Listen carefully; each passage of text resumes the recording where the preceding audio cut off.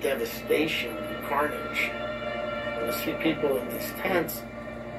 For Osorio, it all spells one thing: opportunity. We also prepared several of these structures that are 500 square meters each.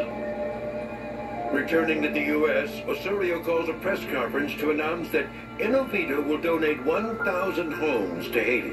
His believers put their reputations on the line for him. We are rebuilding a future that is so bright. These people are growing strong will. The history proves that.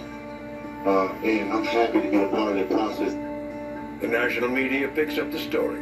Claudio Osorio is headline news.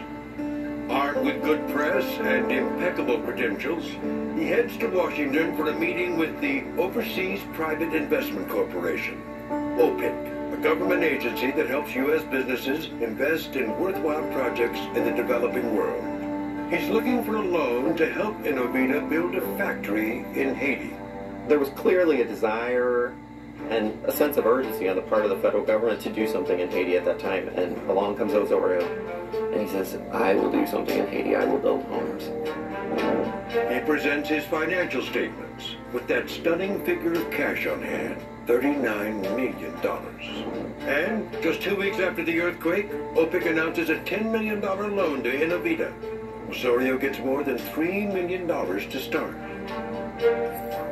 Working hand in hand with Osorio and all of the company's business now is Chris Corge, who has invested over $300,000. We were in touch 3 times a day. We saw each other 4 times a week. We told each other about very personal, family-related things, you know, successes and challenges in our marriages, with our children, the good, the bad, the ugly.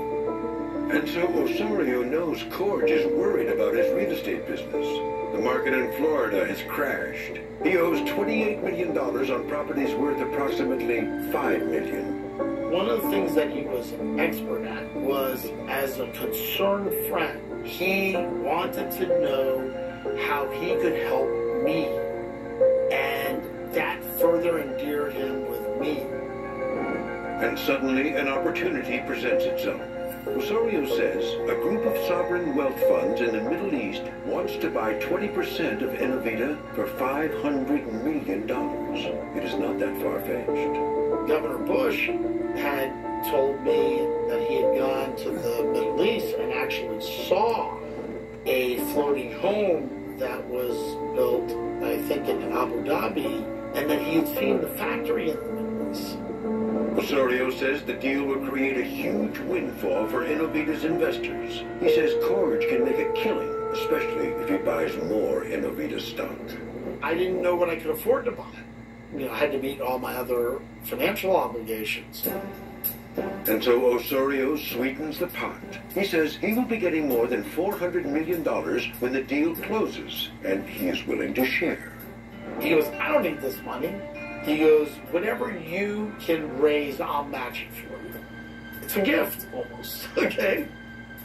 The hook has been set. Corge wants in. Problem is, he doesn't have the cash. So in March 2010, he borrows $3 million. Combining that with money of his own, he invests $3.7 million, believing the deal will close in just over a month. I felt like this guy was doing me the biggest favor ever that anyone's ever done for me. Meanwhile, the homes of survivors of the Haiti earthquake should be nearing completion by now. I've worked for a number of weeks trying to get answers out of Innovita at that point and saying, you know, are you really building homes in Haiti? And they would say yes, and I would say, well, send me some pictures. Tell me where the homes are in Haiti. OPIC is asking too. When Osorio reports that he has completed 60 homes, the agency's local representative heads out to see them. She writes back, I didn't see any constructed homes. OPIC decides to hold off on sending any more money to Claudio Osorio. I remember thinking, is it really possible that somebody could claim they were going to do such a wonderful thing